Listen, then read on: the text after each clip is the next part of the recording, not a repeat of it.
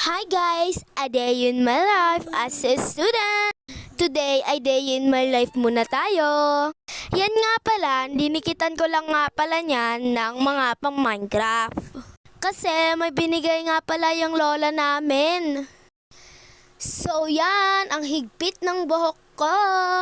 Tara, suklay-suklay muna tayo. So yan, ayan yung mga kitchen ko. So yan, magbabag-rate nga sana ako, kaso sabi ko wag na lang.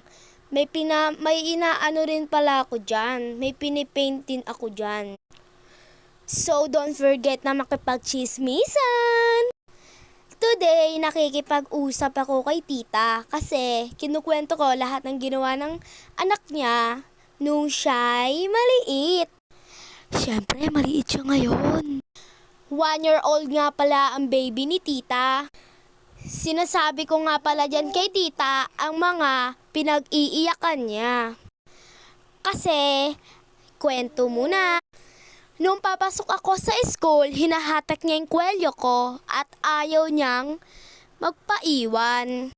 Minsan, ako ang taga-alaga sa pamangkin ko at minsan, ang ate ko naman ang nag-aalaga. Ate lang palang tawag ko doon.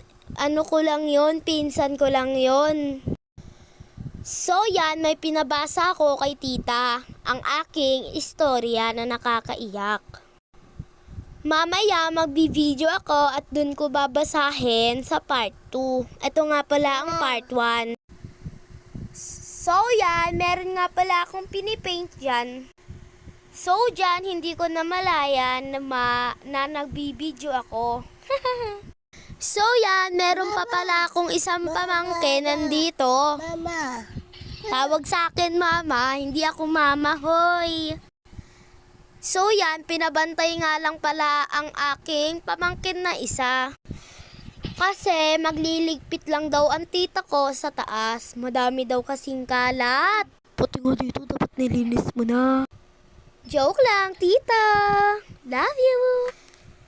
So yan, makikita nyo nasa likod ang aking kapatid. So yan, patingin-tingin pa sa camera, kunwari pa. Oy, Diyos ko.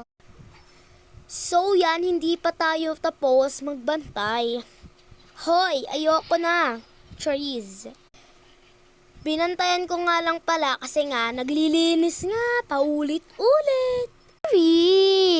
So yan, magbayaan nyo na kung narinig nyo ang mura ng kapatid ko. So yan, makikita nyo ang kapatid ko sa likod. Kaya ginagawa nun. Bye-bye.